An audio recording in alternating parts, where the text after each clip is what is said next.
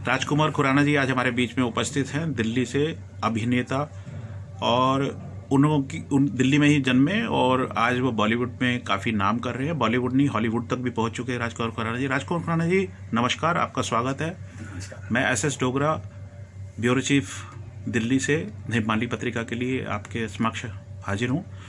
Sir, मैं जानना चाहता हूँ कि आपने जो दिल्ली से और मुंबई और हॉलीवुड, बॉलीवुड के बाद हॉलीवुड तक पहुँच बनाई है, तो शुरुआती दिनों में फिल्म के प्रति कैसे रुझान हुआ, उसके बारे में जानना चाहते हैं। Hi friends, I am Rajkumar Khurana, actor, Indian film industry. तो मैं आपको बताना चाहूँगा कि हमारे परिवार में से दूर दूर तक इस फीचर फिल्म दुनिया में कोई भी नहीं था, लेकिन मेरा अपना एक रुझान था। मिस्टर राजेश खन्ना जी का मैं फ़ैन रहा और उन्हीं की मूवीज़ वगैरह देखता था, और बाकी भी बहुत अच्छे अच्छे एक्टर्स थे जिनकी मैं मूवीज़ देखता था। तो मेरे मन में भी एक हमेशा रहता था कि मैं एक कलाकार बनना चाहता हूँ। तो मेरी शुरुआत जो है वो मोहम्मद अजीज़ कुरैशी जी से हुई, जो हम लोग में खान इंस्पेक्टर भी बने थे। तो वो प्रोड्यूसर डायरेक्टर हैं, तो उन्होंने मुझे अपने सीरियल में, जिसका नाम सुपर 6 था, उसमें चांस दिया। और उसके बाद से मेरी इस दुनिया में, ग्लैमर दुनिया में स्टार्टिंग हुई, और मैंने उनके साथ 3-4 सीरियल्स किए, और उसके बाद मैं सीरियल्स करता रहा, टेली मूवीज़ करता रहा।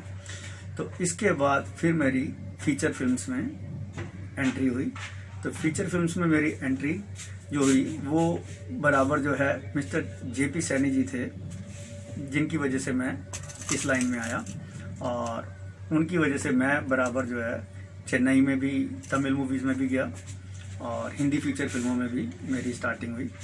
हिंदी फीचर फिल्म में मेरी नाखून फिल्म से स्टार्टिंग हुई, जिसमें मैंने एज ए हीरो किया, और उसके बाद मैंने कई फीचर फिल्मों में काम किया।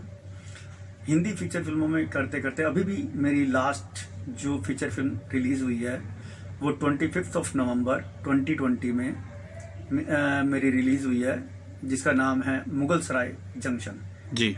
तो उसके बाद अभी भी मेरी 2 फीचर फिल्मों की शूटिंग चल रही है, जिसमें एक का नाम संबंध है और दूसरी मूवी द ग्रेट सुल्ताना, जिसमें मैं हीरो के अपोजिट रोल कर रहा हूँ, एज ए लीड रोल, और इसमें काफ़ी अच्छी भूमिका है मेरी। जी, आप जो है राजेश खन्ना साहब सुपरस्टार की तरह ही जो है बड़े एकदम एनर्जेटिक और एकदम यंग दिखते हैं। उस फिटनेस का क्या राज है? सर, मैं एक्चुअली शुरू से ही, बचपन से ही स्पोर्ट्स से जुड़ा रहा हूँ। मैं अधिकतर सारे स्पोर्ट्स खेलता था, चाहे वो क्रिकेट हो, टेबल टेनिस है, बैडमिंटन है, तो कई मैंने स्पोर्ट्स खेले हैं, हाई जंप, लॉन्ग जंप।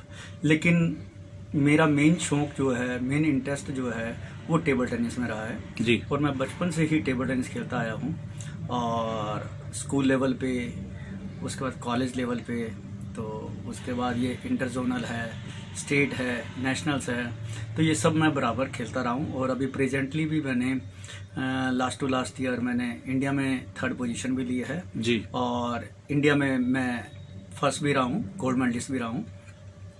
तो इसमें मेरी ये फिटनेस का राज है, जिसमें मैं वीक में 5 to 6 डेज मैं खेलता हूँ, और इस वजह से बराबर थोड़ा सा अभिनय में आप इतना आपने नाम किया है, तो ये जो स्पोर्ट्स से जो आपका नाता है, ये कितना आपको फायदा कर देता होगा? सर, ये स्पोर्ट्स का नाता तो बहुत ज़्यादा फायदा करता है, जहाँ तक मैं समझता हूँ, क्योंकि स्पोर्ट्स से आप कंटिन्यूसली फिट बने रहते हैं, ये बेनिफिट मिलता है, और इसी की वजह से आप फिट रहेंगे तो अच्छा अभिनय भी कर सकते हैं और लंबे टाइम तक कर सकते हैं, ये सबसे बड़ी बात है। तो इसी वजह से सर, हम ना तो कोई विस्की का यूज़ करते हैं, ना कोई नॉनवेज का करते हैं, और फिटनेस पे पूरा ध्यान देते हैं। 1.5 से 2 घंटे कंटिन्यूसली हमारी डेली चलती है फिटनेस, तो जिसकी वजह से मैं बराबर इस लाइन में इजीली। सर, बॉलीवुड से हॉलीवुड तक भी आप पहुंच गए अभिनय के क्षेत्र में, तो थोड़ा सा बताएंगे कि उसमें आपने क्या ऐसे एफर्ट्स करे जिसकी वजह से आप वहां तक पहुंचे हैं? सर, ये सब ऑडियंस का प्यार है, जिसकी वजह से मैं आज यहाँ पहुँचा हूँ और लोग मुझे पसंद कर रहे हैं। तो मैंने अभी ऑनलाइन भी किया था, तो उसमें भी हॉलीवुड से मेरे को बेस्ट एक्टर का अवार्ड मिला है, और जो कि वहाँ की CEO और हेड हैं गैलिना कपानी जी, जिन्होंने मेरे को ये पुरस्कार दिया, ऑनर दिया, जिसके लिए मैं उनका बहुत बहुत शुक्रगुजार हूँ।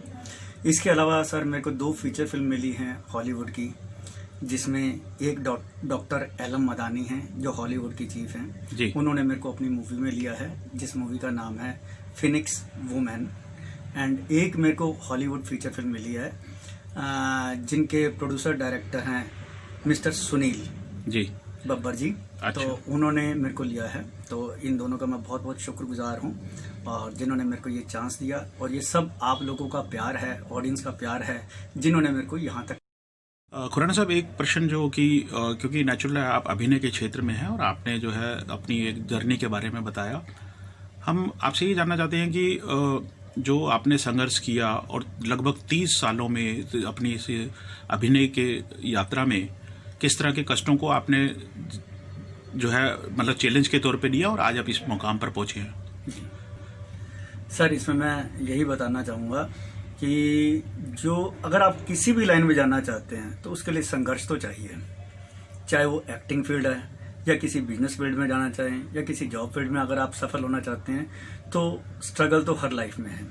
उसमें सबसे बड़ी बात यह है, मैं यही बोलना चाहूँगा कि हर लाइन में पेशेंस चाहिए। आप देखिए आज मेरे को भी लगभग 30 साल से ऊपर हो गए हैं इस लाइन में, क्योंकि मेरे परिवार में दूर दूर तक इस लाइन में कोई भी नहीं था। तो अगर हमें आगे बढ़ना है तो उसके लिए संघर्ष करना पड़ेगा, लेकिन उसके लिए सबसे बड़ी बात चाहिए आपका इंटरेस्ट। अगर आपका इंटरेस्ट है तो आप कंटिन्यूसली काम करेंगे तो प्रभु की कृपा से आपको कोई ना कोई रास्ता जरूर मिल जाएगा, और प्रभु जी इस पर आप पर ध्यान देंगे, कोई ना कोई आपका काम बनेगा। जिस तरह से हम कहीं रोड से अगर कहीं भी जाते हैं तो आप देखते होंगे रास्ते में क्राउड भी होता है, रश होता है, रास्ते में रेड लाइट्स भी होती हैं, तो उसके लिए भी हमें पेशेंस चाहिए होता है। उसके लिए हमें गाड़ी स्लो भी करनी पड़ती है, रोकनी भी पड़ती है, लेकिन कुछ देर के बाद वो जब ग्रीन लाइट हो जाती है तो हमें रास्ता मिल जाता है और हम आगे निकल जाते हैं। तो मेरे कहने का मकसद सिर्फ यही है कि हमें परेशान नहीं होना, निराश नहीं होना। कभी अगर काम नहीं बनता तो आप अपना दिल को मत दुखाओ, पेशेंस रखो, अपने आप को और स्ट्रॉन्ग करो। अगर आप स्ट्रॉन्ग बने रहेंगे तो जरूर आगे बढ़ेंगे। जैसे अगर आप मैदान में हैं, क्रिकेट के मैदान में, और अगर कोई बॉल जब आती है और आप उसको टच नहीं कर पाते या ढंग से नहीं खेल पाते तो कोई बात नहीं, हो सकता है नेक्स्ट बॉल पे आप अच्छा खेलें। 4 बॉल, 5 बॉल, 6 बॉल, उसके बाद आप ऑटोमेटिकली बॉल आपके बैट पे आनी शुरू हो जाएगी और आप स्कोर बनाना शुरू कर देंगे। लेकिन अगर आप मैदान में ही नहीं हैं तो फिर तो कोई चांस ही नहीं है। तो इसीलिए अगर आप इस फील्ड में आना चाहते हैं तो आपको इस लाइन में बने रहना पड़ेगा। छोटा मोटा जो रोल मिलता है अच्छे से वो आप कीजिए, ईमानदारी से कीजिए। अगर आप ईमानदारी से करेंगे तो जरूर प्रभु आपके काम में बरकत डालेंगे। सर, जैसा कि आजकल कई जो है नए नए प्लेटफॉर्म भी आए हैं, थोड़ा उनके बारे में बताएं, और जो युवा हैं या जो भी एज ग्रुप के लोग हैं वो अगर इस अभिनय क्षेत्र में कुछ करना चाहते हैं, आप अपने अनुभव के आधार पर बताइए कि उन्हें क्या क्या टिप्स आप देना चाहेंगे। जहाँ तक मेरा विचार है मैं ये बोलूँगा कि आज की डेट में जितना मीडिया कवरेज कर रहा है आर्टिस्टों को उतना कभी नहीं किया। तो उस हिसाब से जितने भी आर्टिस्ट हैं उनको मैं कहूँगा कि तुम्हारे पास तो अपार संभावनाएं हैं, क्योंकि आज की डेट में फीचर फिल्म, सीरियल्स, OTT पे ना जाने कितने तरह के प्रोग्राम्स बन रहे हैं और कितने ही आर्टिस्टों को चांस मिल रहे हैं। हाँ, मैं इतनी बात जरूर कहूँगा कि आप जिस भी लाइन में जाएं उस लाइन का आपको अनुभव होना चाहिए, उसके बारे में पता होना चाहिए, नॉलेज होनी चाहिए। अगर आप एक्टिंग की लाइन में आना चाहते हैं तो आपको एक्टिंग आनी चाहिए, थोड़ा सा आप उसको सीखिए तो ज़रूर आप आगे बढ़ेंगे। लेकिन अगर आप ऐसे ही जाएंगे तो हो सकता है आप एक्सप्लॉइट हों, आप परेशान हों। लेकिन अगर आपको उस लाइन के बारे में कुछ समझ होगी और आपको एक्टिंग आती होगी तो भगवान ने चाहा तो आप ज़रूर आगे बढ़ेंगे।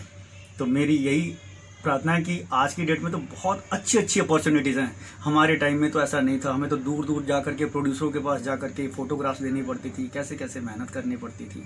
तो आज की डेट में मीडिया की वजह से आप हर जगह पहुंच सकते हैं और सफलता प्राप्त कर सकते हैं।